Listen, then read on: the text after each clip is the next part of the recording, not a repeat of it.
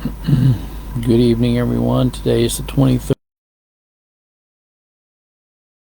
2023, Thursday morning. I hope you all are doing well. I've entitled this video, Compromise Starts Incrementally. Compromise starts incrementally. A lot of people think I have overstepped my bounds against women leadership in the church.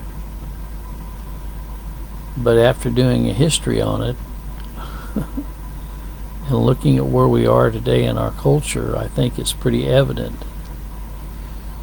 If you look at people like John Wesley and his relationship with his mother Susanna, John Wesley used to preach against women leadership in the church. But his mom started having home Bible studies. And then she started inviting people over, and then finally she became actually a leader, a church leader. He didn't want to push back against his own mother.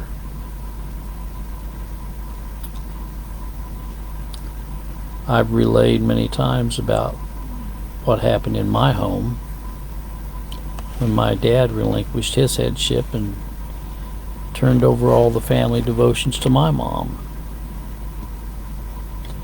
Compromise starts incrementally.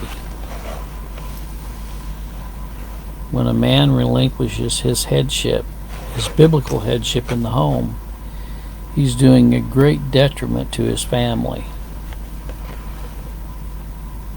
And I've seen it done. I've seen this over and over and over. I saw it with women in the church that I grew up in. And so that's why I'm adamantly opposed to, and now I've been involved in a fellowship where there's a woman there that's always voicing her take on biblical matters. And I was mocked by someone saying, well, would you expect a woman to use sign language? It's just interesting to me how you go to these fellowships, and they're mixed fellowships, and the women there are giving their take on theological matters. If that isn't teaching, I don't know what it is. And now we have, look at our society today: Joyce Myers, Paul White, Beth Moore, Elizabeth Elliot, Juanita Bynum. I had a guy tell me that one of his favorite theologians was Joyce Myers. Can you believe that? Wow. Compromise starts incrementally. Whatever it is, you start compromising. Look at the evangelicals and Catholics together, how they started hobnobbing with the evangelical churches, started hobnobbing with the Catholics, and then they ended up signing a covenant with the Catholics. Evangelicals and Catholics together, Lutherans and Catholics together. Compromise starts incrementally and goes downhill from there. Look at the doctrinal compromises on election and predestination. To the point now they're not even taught.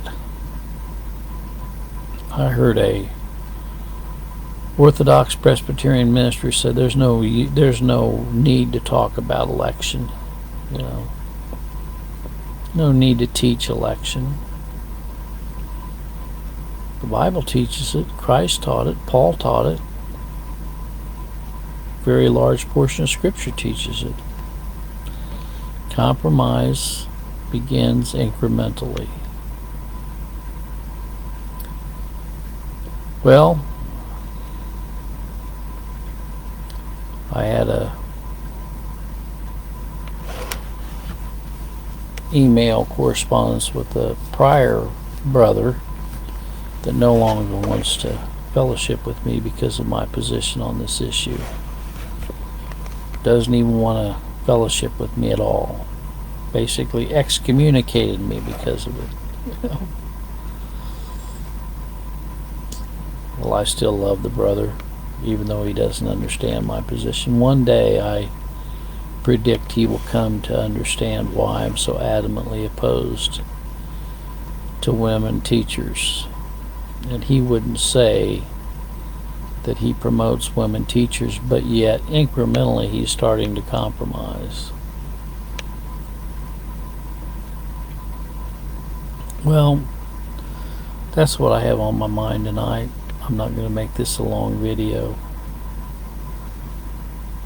but if we look back even 15 years ago from where our society has come now, much can be counted towards the compromise on doctrine over the years, whether it's in regards to Arminian mission societies, associations within churches, allowing women to get up and testify. I went to a primitive Baptist church up in Cincinnati, Ohio one evening for the service. They had a woman up there. Spent the whole service, woman giving her testimony. You can't give your testimony without giving your biblical, instruction to people. Well, I hope you all have a good evening. I want you to think about what I have said. Let the women be silent in the churches, but sometimes it doesn't start in brick and mortar buildings. It starts in the homes, and then it goes out from there. May the good Lord be with you tonight. God bless.